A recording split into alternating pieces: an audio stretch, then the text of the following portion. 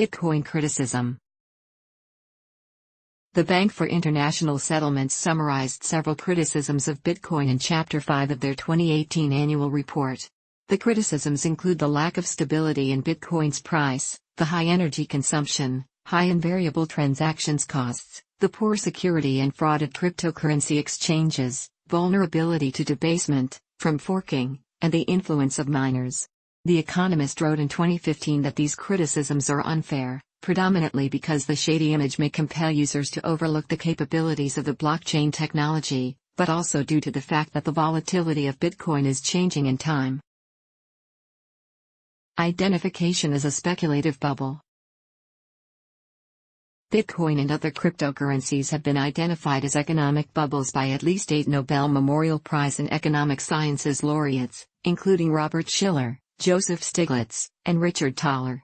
Noted Keynesian economist Paul Krugman wrote in his New York Times column criticizing Bitcoin, calling it a bubble and a fraud, and Professor Nouriel Roubini of New York University called Bitcoin the mother of all bubbles.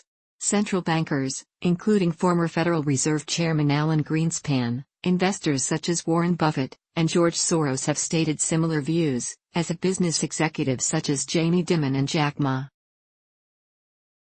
Energy consumption.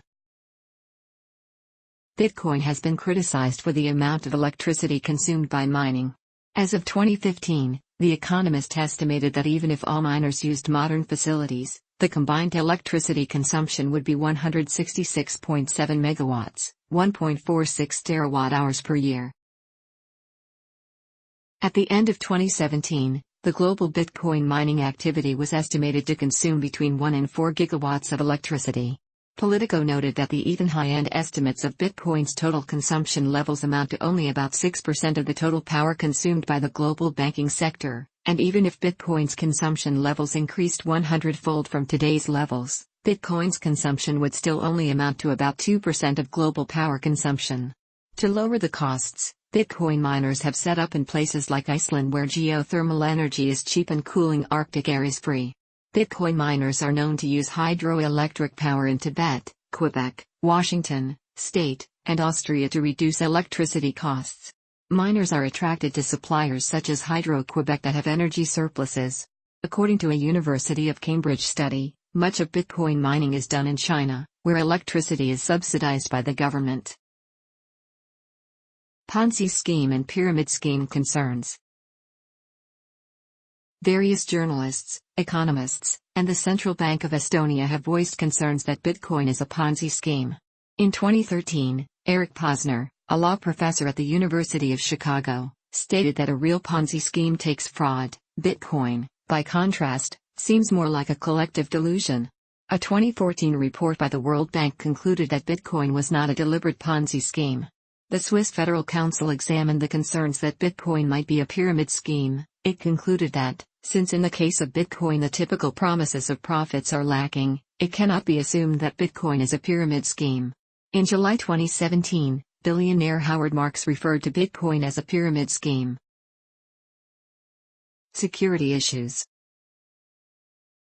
Bitcoin is vulnerable to theft through phishing, scamming, and hacking. As of December 2017, around 980,000 Bitcoins have been stolen from cryptocurrency exchanges. Use in illegal transactions. The use of Bitcoin by criminals has attracted the attention of financial regulators, legislative bodies, law enforcement, and the media.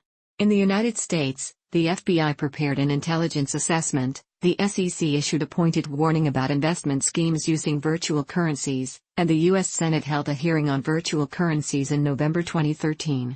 The U.S. government claimed that Bitcoin was used to facilitate payments related to Russian interference in the 2016 United States elections. Several news outlets have asserted that the popularity of Bitcoins hinges on the ability to use them to purchase illegal goods. Nobel Prize-winning economist Joseph Stiglitz says that Bitcoin's anonymity encourages money laundering and other crimes. If you open up a hole like Bitcoin, then all the nefarious activity will go through that hole, and no government can allow that. He's also said that if you regulate it so you couldn't engage in money laundering and all these other crimes, there will be no demand for Bitcoin. By regulating the abuses, you are going to regulate it out of existence. It exists because of the abuses. In 2014, researchers at the University of Kentucky found robust evidence that computer programming enthusiasts and illegal activity drive interest in Bitcoin, and find limited or no support for political and investment motives.